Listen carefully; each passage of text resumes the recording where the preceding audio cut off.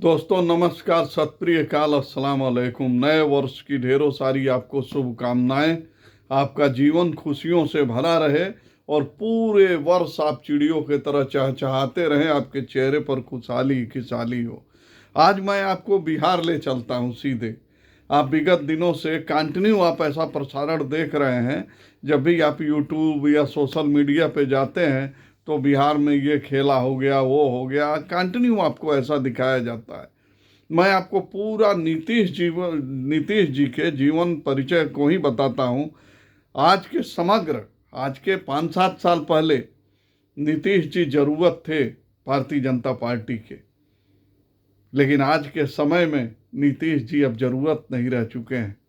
मैं एक छोटा सा आपको तर्क देना चाहूँगा। आज नीतीश जी का ये पोजीशन है, जैसे आपने गांव में कहावत सुना होगा ना, नदी के किनारे दलदल होता है। आदमी जो समझ नहीं पाता है उसके अंदर अगर जो थोड़ा सा प्रवेश कर गया और जितना ही वो निकलने का प्रयास करेगा उसके अंदर समाहित होता जाएगा। समाहित का मतलब समझ लीजिए उसके अंदर और नीचे धंसता चला जाएगा। तो आज कुल बिहार की जो राजनीति है, मैं बहुत अच्छा एक एग्जाम्पल दे करके आपको बहुत आगे तक बताऊंगा कि 16 जनवरी को क्या होने वाला है। 100% मैं आपको जेन्युइन और सच्चाई बता रहा हूँ।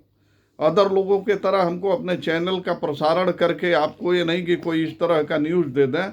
मैं बिल्कुल 100% आपको सत्य और सही न्यूज़ दूंगा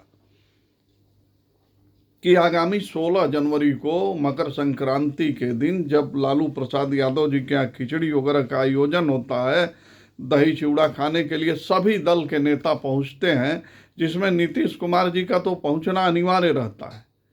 लेकिन मैं वह चीज़ भी या वह घटनाक्रम भी आपको बताऊंगा कि 16 जनवरी को क्या हो रहा है। और अभी का इस समय वर्तमान समय का जो अभी हमने दलदल की बात उठाई थी ना, तो आज नीतीश कुमार जी के लिए उसी तरह के सिचुएशन क्रिएट है। अब उसके अंदर वो प्रवेश कर चुके हैं और वो लाख हाथ पैर जितना ही मार रहे हैं और उसके अंदर ही जा रहे हैं। बाहर निकलने का वो प्रयास जितना ही करेंगे उतना ही अंदर जा रहे हैं। तो अब उनके साथ ये बहुत बड़ा एक प्रॉब्लम क्रिएट हो गया है। देखिए, सबसे बड़ी बात ये होती है कि बिहार के जनता की किसी को फिक्र नहीं है। आज अगर जो बिहार के जनता की फिक्र होती तो बिहार की जनता बहुत खुशहाल होती। ये सिचुएशन क्रिएट नहीं होता।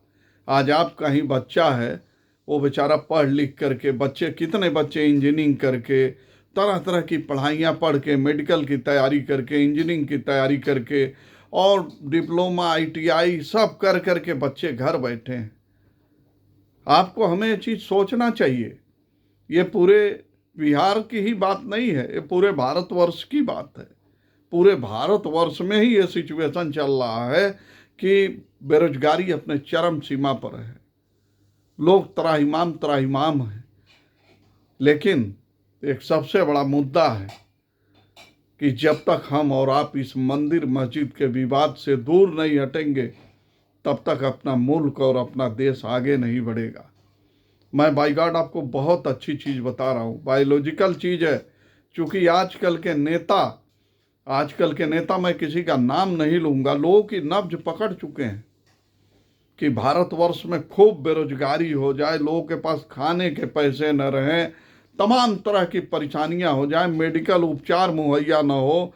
आजकल आप अस्पतालों में देखिए ना क्या पोजीशन है। अस्पताल में आप जाइएगा तो आपको डॉक्टर नहीं मिलेगा, सही तरीके के बेड नहीं मिलेंगे।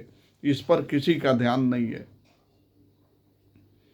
आज पढ़ लिख करके मैं अपनी आंखों से देख रहा हूँ, मेरे घर में खुद 4-5 इंजीनियरिंग किए हुए लोग हैं, एक आर्थोपेडिक डॉक्टर हैं, एक मतलब सब पढ़े लिखे सिविलाइज लोग हैं, लेकिन जा भाई नहीं है यार। आज का बेचारा नवयुवक पढ़ लिख करके धीरे धीरे जिन बच्चों का उम्र जो है लैप्स कर जा रहा है, किसी बच्चे का 30 साल उम्र हो जा रहा है, 35 साल 40 साल, अब बेचारे वो नौकरी कहाँ पाएंगे। नौकरी की तलाश में बच्चे भटक रहे हैं, लेकिन कहीं कोई रोजगार नहीं है। मेरी बातों को गौर से आप सुनिएगा, मैं कहना क्या चाहता हूँ। आज बिहार की बार बार कंटिन्यू हर चैनल पे बात हो रही है, लेकिन ये कोई नहीं आपको बताएगा कि बिहार की चिंता किसी को नहीं है। चिंता क्या है? सिर्फ अपने कुर्सी की चिंता है।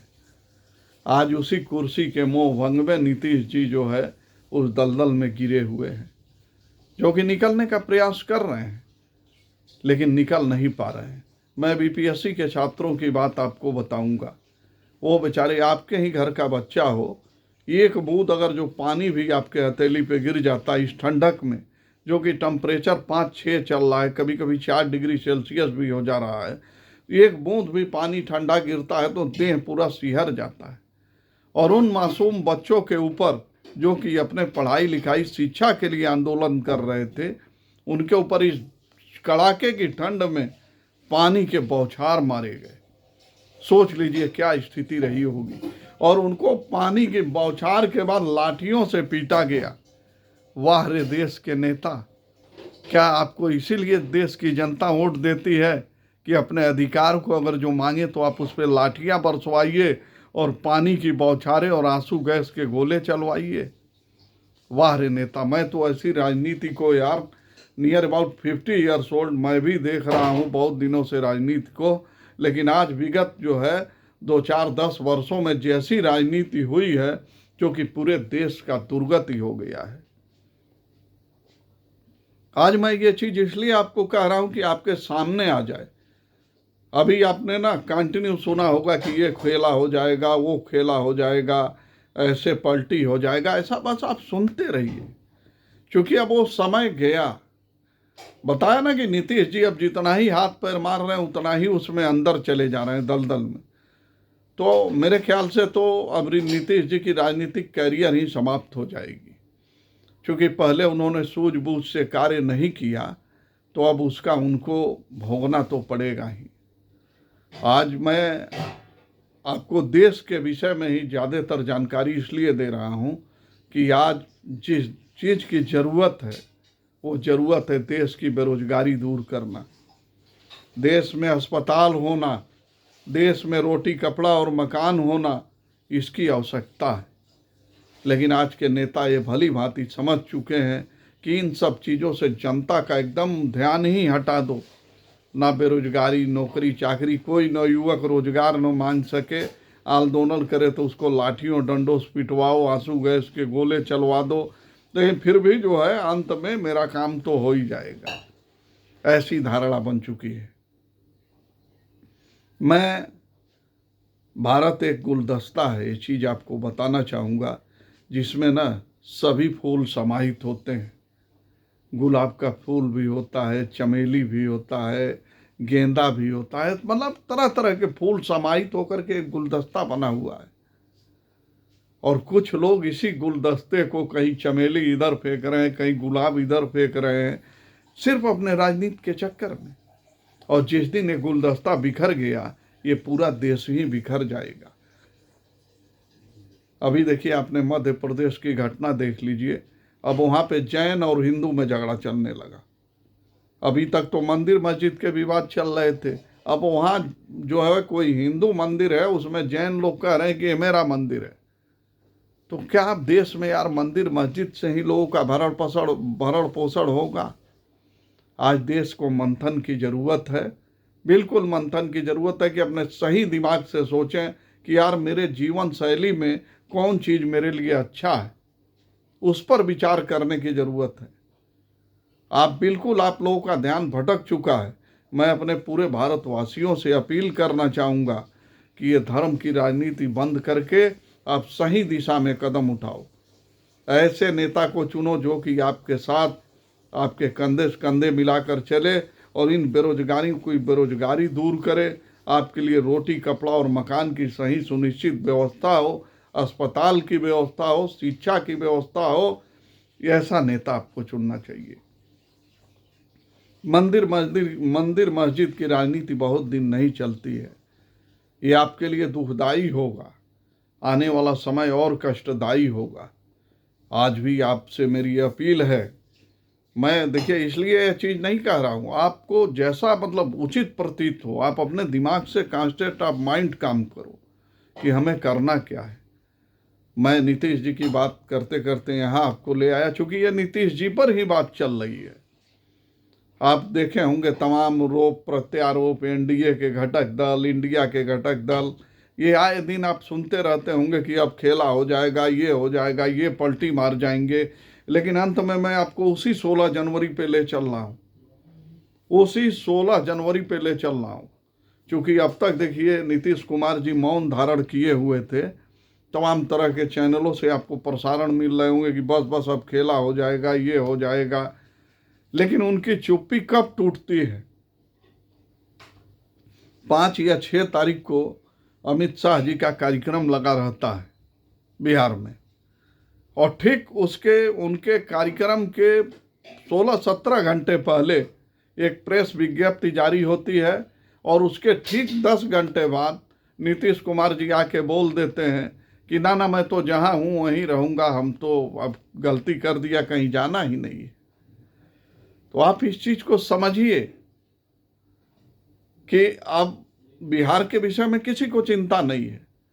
यहाँ सिर्फ अपनी कुर्सी बचानी है, अपनी कुर्सी का सबको मोह है कि मेरी कुर्सी बची रहे, मैं बिहार में कोई विकास हो न हो, ऐसे सब पड़ा रहे।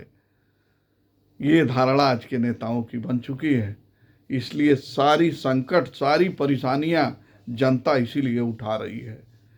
मेरे दोस्तों, मैं बहुत सत्य बोलता हूं, मैं सत्य का पुजारी हूं, और सत्य को ही जो है मैं बोलना चाहता हूं। तो आज नीतीश जी तो बुरी तरह से दलदल में है। और जहाँ तक रह गई 16 जनवरी की बात, खिचड़ी की बात, तो आप यह मान के चलिए खिचड़ी तो खा लेंगे, लेकिन जैसे जो चल रहा है वैसे ही चलेगा। अब बाद में भले से समीकरण बदल जाए, नीतीश जी को जो है पार्टी से ही डिसमिस कर दिया जाए, या कुछ भी हो सकता है इलेक्शन के बाद, लेकिन अभी वो रहेंगे एनडीए में ही।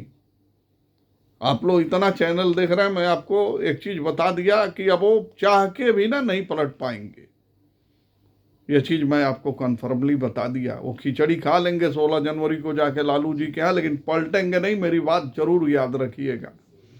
मैं अपनी बातों को इसी पे विराम करना चाहूँगा, लेकिन किसी को भी आप निर्वाचित करें तो बहुत सोच समझ के अपने मताधिकार का प्रयोग करें, जिससे आपके घर में उजाला हो, रोशनी आवे और बेरोजगारी दूर हो। इसी के साथ मैं एक शेर अर्ज करके अपने कार्यक्रम को समाप्त करना चाहूँगा।